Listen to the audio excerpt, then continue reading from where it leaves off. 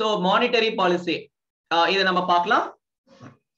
So first வந்து பாத்தீங்கன்னா பணவியல் கொள்கை அப்படின்னு சொல்லிட்டு பாக்குறோம். சரி, இந்தியாவுல நம்ம கிட்ட இருந்து தைரியமா பணத்தை கொடுக்கக்கூடிய நபர்கள் யார் யார்கிட்ட எல்லாம் நீங்க தைரியமா பணத்தை கொடுப்பீங்க அப்படின்னு சொல்லிட்டு நம்ம பார்க்கலாம். ரெண்டு நபர்கள் அப்படின்னு சொல்லிட்டு ரெண்டு நபர்கள் அதை அவனுங்களே பிரிக்கலாம். ஒண்ணு வந்து பாத்தீங்கன்னா பேங்க்ல எடுத்துன்னு போயிட்டு பணத்தை போடுறீங்க, சரியா? அவங்க பணத்தை நீங்க போட்டீங்க நான் கொடுக்க மாட்டேன் அப்படின்னு சொல்லிட்டு சொல்ல முடியுமா பேங்க்ல? இல்ல, நம்பகத்தன்மை வாய்ந்தவர்கள். அவங்க வந்து பாத்தீங்கன்னா பணத்தை வச்சு கையாடுறாங்க, சரியா? சோ அந்த மணியை வந்துட்டு அதாவது உங்களோட பணம் தான், சரிங்களா? அந்த பணத்தை வந்து நம்ம எடுத்துட்டு போய் பேங்க்ல கொடுக்குறோம். ஓகே ஃபைன், இது நம்மளோட பணம், அங்க டெபாசிட் பண்றோம். நெக்ஸ்ட் வேற யார் உங்ககிட்ட இருக்கக்கூடிய பணத்தை உரிமையா வாங்க முடியும்? வேற யார் வாங்க முடியும்? ஃபேமிலின்னு சொல்லாதீங்க, சரிங்களா? இப்ப ஃபேமிலி தான் கெட்டுட்டு கிடக்குது. ஓகே, கவர்மெண்ட் மாசம் மாசம் வந்து டாக்ஸ்ன்ற பேர்ல வந்து பாத்தீங்கன்னு வச்சுக்கோங்களேன் புடுங்குறாங்க. சோ நம்ம கிட்ட வந்து பாத்தீங்கன்னா உரிமையா அமௌண்ட்டை வாங்கக்கூடிய நபர்கள் யாரு அப்படின்னு சொல்லி பாத்தீங்கன்னா யாருன்னு சொல்லி பாத்தீங்கன்னா வச்சுக்கோங்களேன் பேங்க்கும் அப்புறம் கவர்மெண்ட்டும் வந்து பாத்தீங்கன்னா வச்சுக்கோங்களேன் நம்ம கிட்ட இருந்து உரிமையாக வந்துட்டு அவங்க என்ன பண்றாங்க, அமௌண்ட்டை வாங்குறாங்க அப்படின்னு சொல்லிட்டு நம்ம பார்க்கின்றோம். சோ இந்த அமௌண்ட் வந்து பாத்தீங்கன்னா பேங்க் வாங்குறாங்க பாத்தீங்களா? சோ அந்த விஷயங்கள் அவங்க என்னெல்லாம் பண்றீங்க, நீங்க அக்கௌண்ட்ல போய் பணத்தை போடுறீங்க, பணத்தை கலெக்ட் பண்றீங்க. நெக்ஸ்ட் வந்துட்டு பாத்தீங்கன்னா உங்ககிட்ட அமௌண்ட் ஏதாவது ஒரு சார்ஜஸ் போடுவாங்க, பெனால்டி போடுவாங்க. சோ இது எல்லாமே வந்து பாத்தீங்கன்னா வச்சுக்கோங்களேன் சார் சேலரி பர் இயருக்கு ஒன்ஸ் தானே பே பண்ணுவாங்க இன்கம் டாக்ஸ். ஆக்சுவலி வந்து பாத்தீங்கன்னா டிடிஎஸ் அப்படின்னு சொல்லிட்டு சொல்லுவாங்க, டாக்ஸ் டிடக்ஷன் அட் சோர்ஸ் அப்படின்னு சொல்லிட்டு. சோ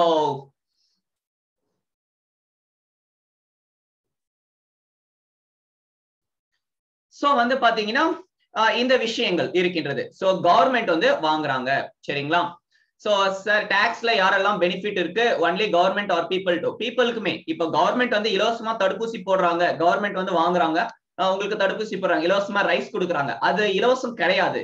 இந்த வேர்ல்டுல எந்த ஒண்ணுமே இலவசம் கிடையாது, சரியா? எல்லாத்துக்குமே வந்து பாத்தீங்கன்னா வேல்யூ இருக்கு, ஒருத்தரோட உழைப்பு இருக்கு, சரியா? இப்ப நமக்கு வந்து ரைஸ் வந்து ஃப்ரீயா கொடுக்குறாங்கன்னா அதுக்கு பின்னாடி வந்து கவர்மெண்ட் 30 rupees கொடுத்து வாங்கியிருக்காங்க, அதுதான் உங்ககிட்ட கொடுக்குறாங்க. இப்ப நான் உங்களுக்கு ஃப்ரீ கிளாஸஸ் போடுறேன்னா இது ஃப்ரீ கிடையாது. இதுல வந்து பாத்தீங்கன்னா நான் இந்த 1 hour வெளியே எங்கேயா போய் இன்வெஸ்ட் பண்ணிருக்கலாம். சோ இங்க என்னோட உழைப்பு இருக்கு. சோ எதுவுமே வந்து பாத்தீங்கன்னா ஃப்ரீயா இல்லை. அதனால வந்து பாத்தீங்கன்னா கவர்மெண்ட்டுக்கு அந்த ரெவன்யூ எங்க இருந்து வருதுன்னா டாக்ஸோட ரெவன்யூ, சரியா? சோ அந்த அமௌண்ட்டை தான் வந்து பாத்தீங்கன்னா நம்ம கிட்ட கொடுக்க அதுதான் நமக்கே திருப்பி கொடுக்குறாங்க. சோ கவர்மெண்ட்டுக்கு பணம், நம்ம பணம் கவர்மெண்ட் கிட்ட போகுது, திரும்பி நம்ம கிட்ட வருது, சரிங்க? சரி, ஓகே விடுங்க நம்ம உள்ள போயிடலாம். சோ பேங்கிங் அப்படின்னு சொல்லிட்டு பாத்துட்டு இருக்கோம். இது மானிட்டரி பாலிசி கீழே பாத்துட்டு இருக்கோம். மானிட்டரி பாலிசி, சோ பணவியல் கொள்கை, அந்த பணவியல் கொள்கை கீழே பாத்துட்டு இருக்கோம், சரிங்களா? சோ இதுல வந்து பாத்தீங்கன்னா பேங்கிங் அப்படின்ற ஒரு டாபிக் வந்து பாக்குறோம். சோ பேங்க் தான் வந்து பாத்தீங்கன்னா நம்ம கிட்ட இருக்கக்கூடிய பணத்தை வாங்கிட்டு அவங்க வந்துட்டு யூஸ் பண்றாங்க, சரி, திருப்பி நம்ம கிட்டே கொடுக்குறாங்க அப்படின்னு சொல்லிட்டு பார்க்கின்றோம். சரி, ஓகேங்க. நீங்க யாரெல்லாம் என்னென்ன அக்கௌண்ட்ல பேங்க் எல்லாம் வச்சிருக்கீங்க, என்னென்ன அக்கௌண்ட்ல பேங்க்ல என்னென்ன அக்கௌண்ட் வச்சிருக்கீங்கன்னு சொல்லி கேளுங்க. என்னென்ன அக்கௌண்ட் வச்சிருக்கீங்க? சேவிங்ஸ் அக்கௌண்ட் அப்படின்னு சொல்லிட்டு ஒண்ணு இருக்கின்றது. வேற என்ன இருக்கு சொல்லுங்க? ஏன்னா சேலரி வாங்குறீங்கன்னு வச்சுக்கோங்களேன், ஒர்க் பண்றவங்களுக்கு சேலரி அக்கௌண்ட் அப்படின்னு சொல்லிட்டு ஒண்ணு இருக்கு, சரியா? சோ சேவிங்ஸ் அக்கௌண்ட், இன்னொன்னு வந்து பாத்தீங்கன்னா சேலரி அக்கௌண்ட் அப்படின்னு இருக்கு. வேற கரண்ட் அக்கௌண்ட் அப்படின்னு இருக்கு, சரியா? சோ வேற ஏதாவது zero balance account, fixed deposit, சரி. சோ சேலரி அக்கௌண்ட் ஆகட்டும், சேவிங்ஸ் அக்கௌண்ட் ஆகட்டும், இது எல்லாமே வந்து பாத்தீங்கன்னா கரண்ட் அக்கௌண்ட், சரிங்களா? இன்னும் வேற என்ன இருக்கு? Zero balance account, students account, சரியா? சோ ஏகப்பட்ட அக்கௌண்ட்ஸ் வந்துட்டு பாத்தீங்கன்னா நம்ம வச்சிருக்கோம். ஹேண்ட் இப்ப யாரும் ரைஸ் பண்ண வேண்டாம், சரியா? நான் கமெண்ட் மட்டும் நீங்க போட்டுட்டு வாங்க. நான் செஷன் முடிஞ்சதுக்கு அப்புறமா டைம் தரேன், அந்த டைம்ல வந்துட்டு ஹேண்ட் ரைஸ் பண்ணுங்க, நான் வந்து அன்மியூட் பண்றேன், உங்களோட டவுட்ஸ் கேட்கலாம் அல்லது நீங்க கமெண்ட்ல உங்களோட டவுட் கேட்கலாம், சரியா? சரி, ஓகே. சோ ஜாயிண்ட் அக்கௌண்ட் இந்த மாதிரி அக்கௌண்ட் இருக்கு. சோ இத எப்படி ரெண்டு பார்ட்டா நான் பிரிக்கிறேன். சோ பேங்கிங்ல இருக்கக்கூடிய அக்கௌண்ட்ஸ் வந்து நான் என்ன பண்றேன்னா 2 டைப்ஸா பிரிக்கிறேன். சோ அக்கௌண்ட்ஸ், சரிங்களா? சோ இந்த அக்கௌண்ட்ஸ் வந்து பாத்தீங்கன்னா ஒன்னு டிமாண்ட் டெபாசிட்ஸ் அப்படின்னு சொல்லிட்டு பிரிக்கலாம். நான் சொல்றேன், தமிழ்லயும் சொல்றேன். நெக்ஸ்ட் வந்து பாத்தீங்கன்னா டைம் டெபாசிட்ஸ். நெக்ஸ்ட் டைம் நான் என்னோட நோட்ஸ்லயே தமிழ் மீனிங் எழுதி வச்சிடுறேன், ஓகேவா? ஏன்னா புக்ல பார்த்துட்டு எடுக்கிறதுக்கு கடுப்பா இருக்கு. தமிழ் டேர்ம் நான் நோட்ல எழுதி வச்சிடுறேன். சரி, ஓகேங்க. சோ டிமாண்ட் டெபாசிட்ஸ் அப்படின்னு இருக்கு. தமிழ் டேர்ம் யாராவது அடிச்சு விடுங்க, நான் எழுதி வைக்கல இது.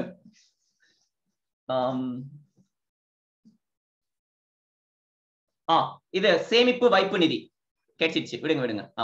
சேமிப்பு வைப்பு நிதி. சோ டைம் டெபோ இது வந்து பாத்தீங்கன்னா ஓகே ஓகே, இதையே ரெண்டா பிரிச்சு கொடுத்திருக்காங்க புக்ல. பிக்ஸ்டு டெபாசிட் வந்து பாத்தீங்கன்னா நிலையான வைப்பு நிதி. ஒரே ஒரு நிமிஷம் இருங்களேன், புக்ல வந்து ரெண்டா பிரிச்சு கொடுத்திருக்காங்க. டிமாண்ட் தேவை வைப்பு நிதி,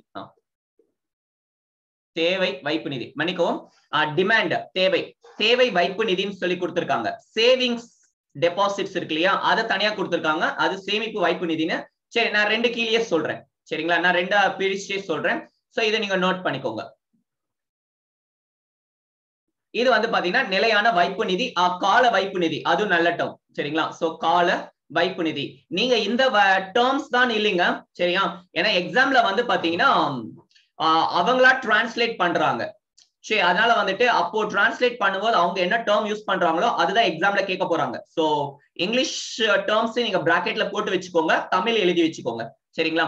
சோ நிலையான வைப்பு நிதி அல்லது கால வைப்பு நிதி எல்லாமே ஒண்ணுதான் சரிங்களா. சோ இந்த புக்ல வந்துட்டு பிக்ஸ்டு டெபாசிட் நிலையான வைப்பு நிதின்னு சொல்லி கொடுத்திருக்காங்க. சரி ஓகேங்க, என்னன்னு மட்டும் சொல்றேன். இந்த சேவிங்ஸ் அக்கௌண்ட் இருக்கின்றது ஓகேங்களா, கரண்ட் அக்கௌண்ட்ஸ் இருக்கின்றது, வேற வந்து சேலரி அக்கௌண்ட், இது எல்லாமே இருக்கு சரியா. சோ வைப்பு சேவிங்ஸ் சேமிப்பு வைப்பு நிதி. அடுத்து வந்து பாத்தீங்கன்னா கரண்ட் அக்கௌண்ட்டுக்கு வந்து என்ன சொல்லுவாங்கன்னு வச்சுக்கோங்களேன், இந்த பிசினஸ் பண்றாங்க இல்லையா அவங்களுக்கு மட்டும் கரண்ட் அக்கௌண்ட் வச்சிருப்பாங்க. சோ நான் இது ரெண்டுத்துக்கு மட்டும் டிஃபரன்ஸ் சொல்றேன்.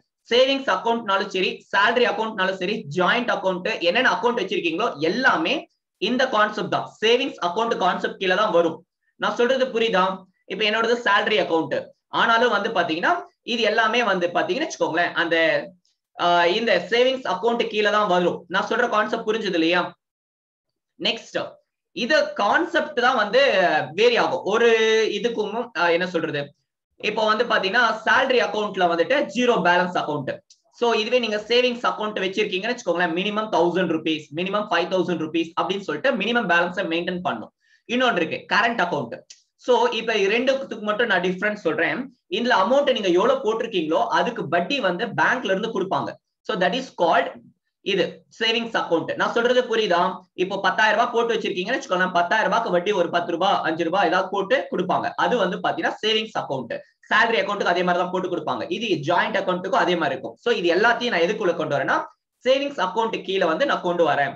இன்னொன்னு கரண்ட் அக்கௌண்ட், நடப்பு வைப்பு நிதி அப்படின்னு சொல்லிட்டு இருக்கேன். ரன்னிங் நோட்ஸ் எழுதிக்கோங்க, நான் நோட்ஸ் கொடுக்குறேன்.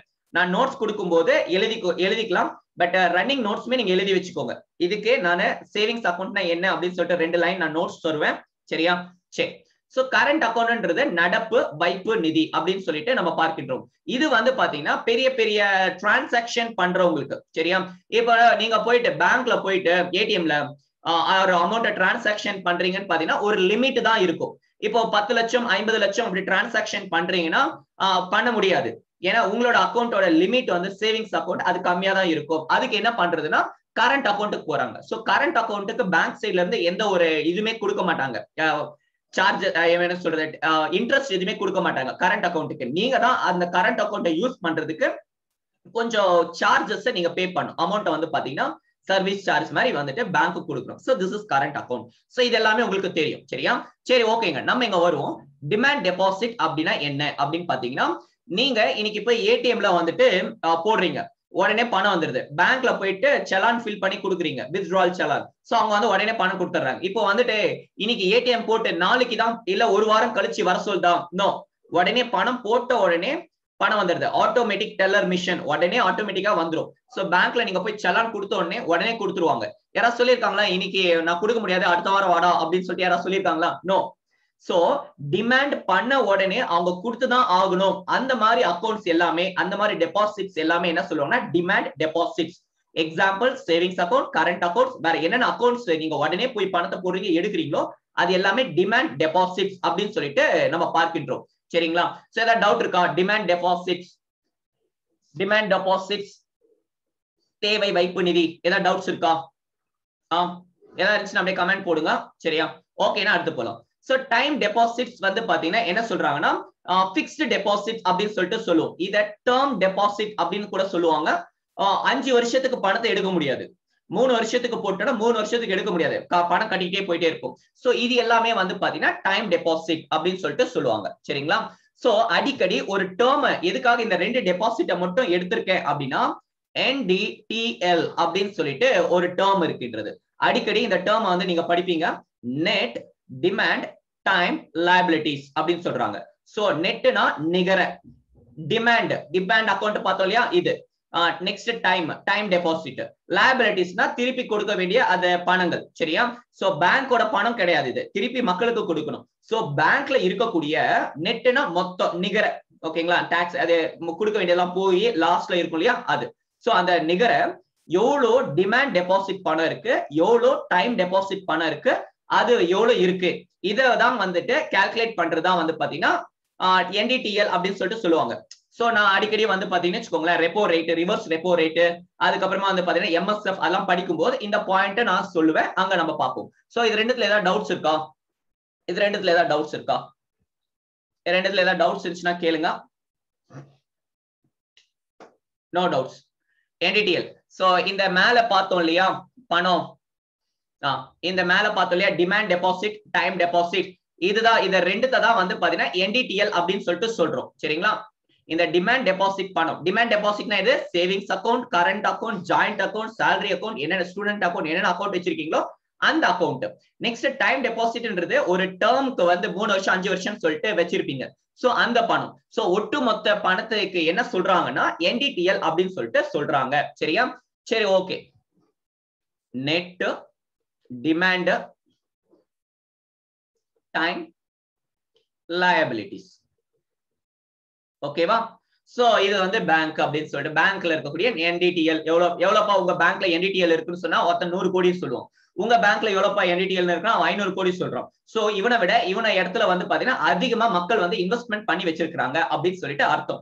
சரி, என்னால உன்னோட NDTL ஒரு 10% தான் வந்து கொடுக்க முடியும் அப்படின்னு சொல்றாங்க. அதாவது 50 கோடி நான் உனக்கு தரேன் அப்படின்னு சொல்லிட்டு லோன் சொல்றாங்க. இதுல 10 கோடி தான் இவனுக்கு கிடைக்கும். சோ அந்த மாதிரி கால்குலேஷன் வரும்போது நான் சொல்றேன். சோ இதுல ஏதாவது டவுட் இருக்கா? சோ இல்ல ஏதாவது டவுட்ஸ் இருந்துச்சுன்னா கேளுங்க. டைம் எவ்வளவு ஆகுது? ஃபாஸ்டா போலாம். ஓகே,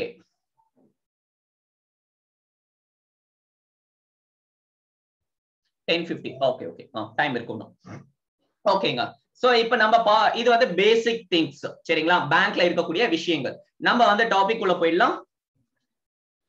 கரண்ட் அக்கௌண்ட்டுக்கு இன்ட்ரெஸ்ட் ரேட் பே பண்ணுவாங்க, கரெக்டா? கரண்ட் அக்கௌண்ட் சொன்னோம் இல்லையா, அதாவது நடப்பு கால வைப்பு நிதி. சோ அதுக்கு வந்து பாத்தீங்கன்னா இன்ட்ரெஸ்ட் ரேட் பே பண்ணுவாங்க, கரெக்டா? பேங்க் சைடுல இருந்து இன்ட்ரெஸ்ட் போடுவாங்களா, என்ன வட்டி தருவாங்களா?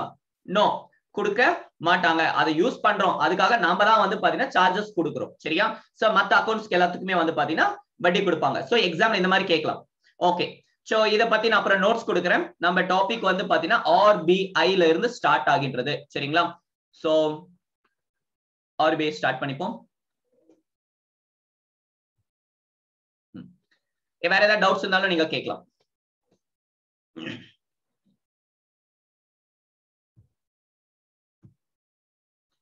Okay, so welcome. RBI பத்தி பார்க்கிறோம். RBI, சரிங்க? RBI அப்படின்னு சொல்லிட்டு பார்க்கிறோம். Reserve bank of India.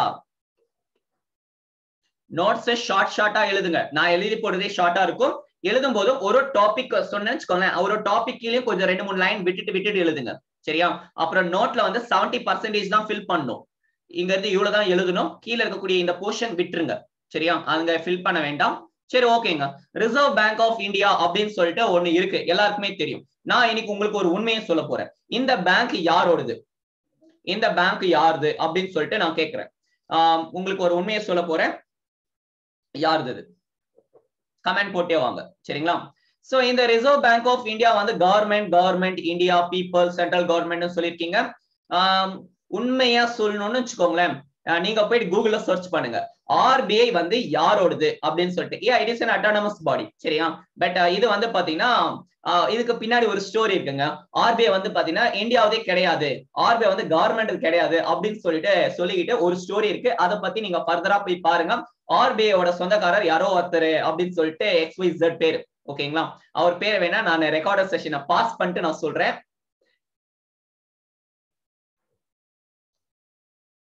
So Reserve bank of India eliminated ட்ரூவா சார், அது ஒரு பெரிய ஸ்டோரி. சரிங்க, நம்ம இங்க வரும்.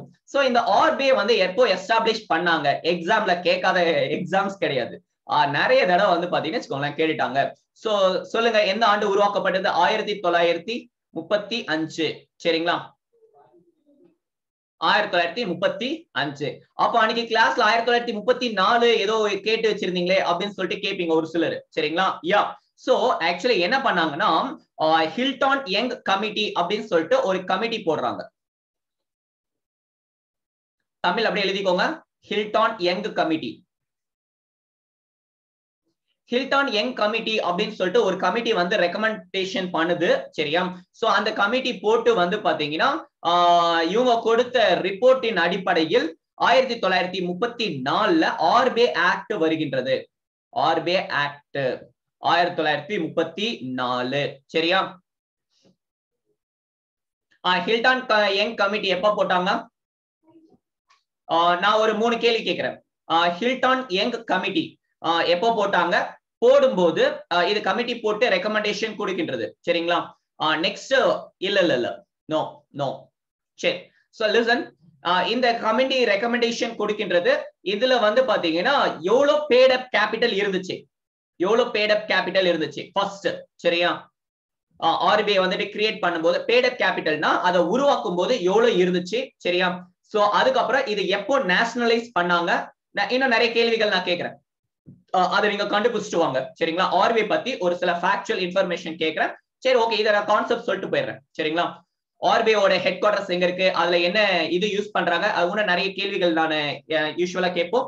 சோ அதுல நம்ம பார்க்கலாம். இது மட்டும் எழுதிக்கோங்க, ஆர்பிஐ ஆக்ட் 1934. சரிங்களா, இனிஷியலா இதோட ஹெட் குவார்டர்ஸ் எங்க இருந்துச்சு? இனிஷியலா இதோட ஹெட் குவார்டர்ஸ் நிறைய கேள்விகள் இருக்கு, எழுதி வச்சிருப்பேன் தனியா, அதையும் நான் கேட்கிறேன். ஹெட் குவார்டர்ஸ் வந்து பாத்தீங்கன்னா இனிஷியலி ஹெட் குவார்டர்ஸ் கல்கத்தா. சரிங்களா,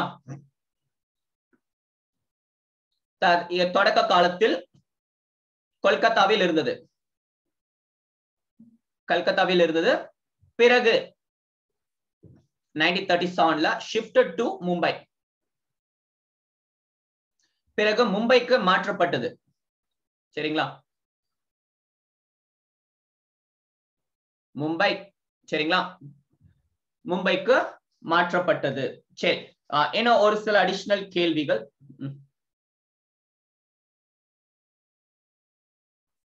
அப்படியே எழுதிட்டே வாங்க.